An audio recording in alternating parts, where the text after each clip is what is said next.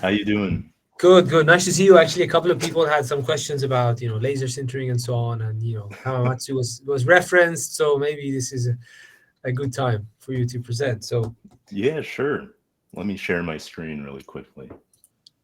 So, hey everybody. My name is Brandon Gorakhnauth.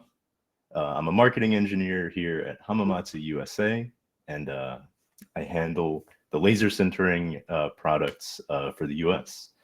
Hamamatsu Photonics as a company is really big into photonics. We deal with everything detecting and generating light. That's why photon is our business.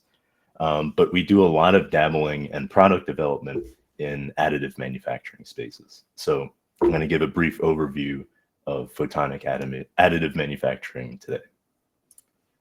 So during my time slot, we'll cover what a light source is and why it's used. Next, we'll cover why light source selection is important.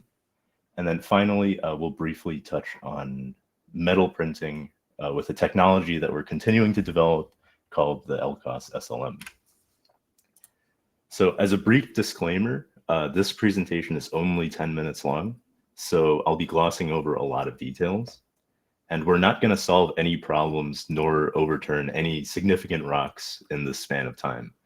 This is just to get you thinking about photonics and considering which light sources that you're selecting. So if you want to talk into greater detail, we could do that later in the breakout sessions, or you can reach out to myself or one of my colleagues after Tech Blink.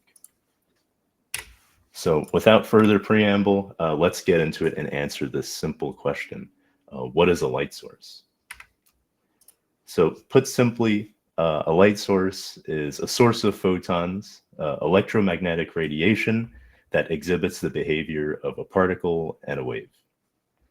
This includes everything from light bulbs to LEDs to lasers to X-ray tubes and even the sun. Light varies in energy, with shorter wavelength photons exhibiting higher energies than longer wavelength photons. In the printed electronics world, we use light sources all the time. Light sources are already used in the curing of adhesives, dielectrics, and in the sintering of nanoinks.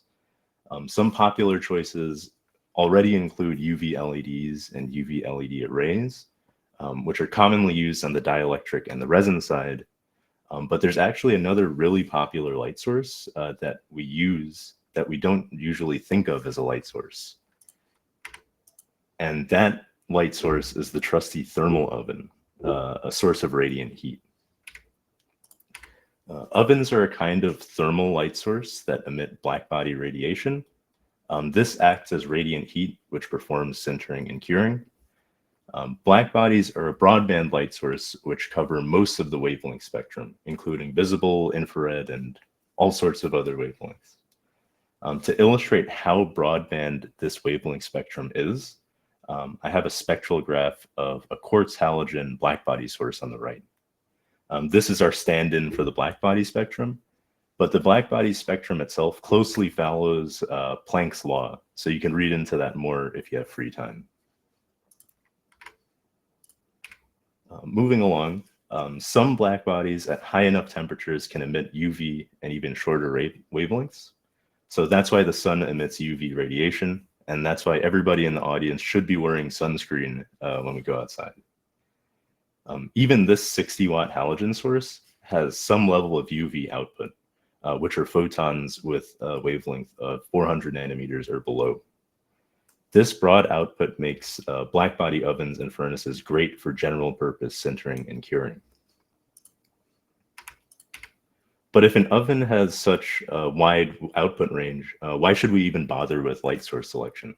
Why is this important? Let's take a closer look.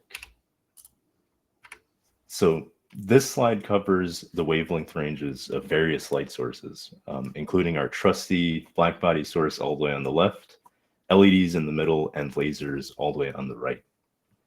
Blackbodies have the widest spectral width, where they cover that whole range, that Planck's law range, where LEDs have somewhere between 100 to 200 nanometers of spectral width, and the laser has an extremely narrow 10 nanometers or less of spectral width.